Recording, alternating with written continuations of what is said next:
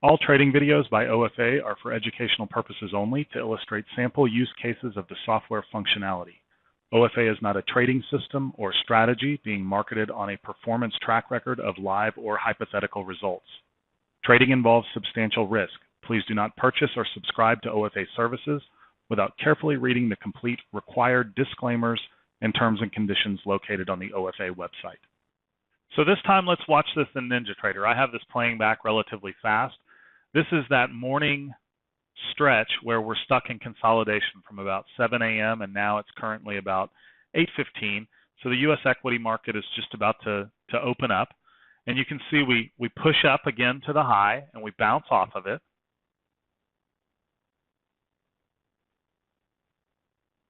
And we really haven't broken out until there. So I'm going to pause this for a second. Here is our breakout. It's now 8:30. It's now 8:30 in the morning. We can see that we bounced against the volume here and finally broke out. This is the beginning of our trend.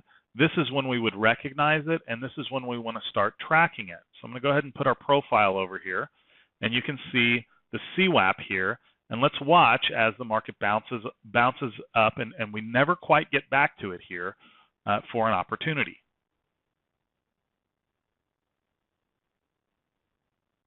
So we've missed any opportunity to trade here, but you can see how early we would have been looking for this position. So we're going to get our order in here. We'll get a tick in front of that CWAP, 70.30. And this is really our first opportunity, but it's not, this isn't when we see the opportunity. We see the opportunity as soon as we break out and start trending. That's when we want to start tracking it. And now it's just our job in NinjaTrader. We really need to stay on it because we have to keep moving the order every time that there's an adjustment to any of the indicators. Plus, we've got to figure out what our stop is going to be. So in this case, we're looking at a 1, 2, 3, 4, 5, 6 tick stop. And I believe my strategy is going to come in with an 8 tick stop. So I'm going to have to make some adjustments manually, which is okay. I should have plenty of time to do that.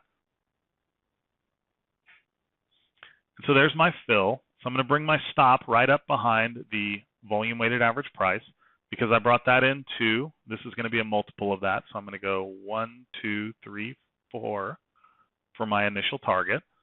And I want to get thinking about the fact that I've got a target up above, right? Here's my 2 a.m. high.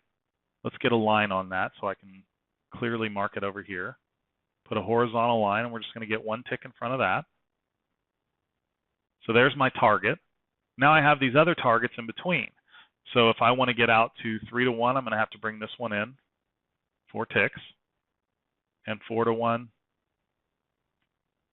Now the other thing that I can do is I can look over here and I can try and figure out if I've got good points here that I want to work off of, and I need to remember to continually move my stop. Right? So I may have a decision point here that I want to use. And that looks like it's pretty close. Let's go ahead and put a line on that. But this is one way I can get a little bit more out of my trades. Yeah, that's exactly where it is. It's not even any reason to move it. But if you want to track and see whether or not you've got a good opportunity to fill your trade, because we know that moving up to a point of control like this, it's likely that the market's going to hold. So there are things that I can do just by looking inside the prior activity and looking for where it makes sense that the market is likely to stop and hold. I can improve my targets a tick or 2 here or there. Nothing like having a trade go right to your target and miss by a tick. So stop needs to come up. And because we've already seen this trade a couple of times, I'm going to run this one a little bit faster. But I'm just going to continue to track that volume weighted average price up. There's our first target. Second target. There's our third target,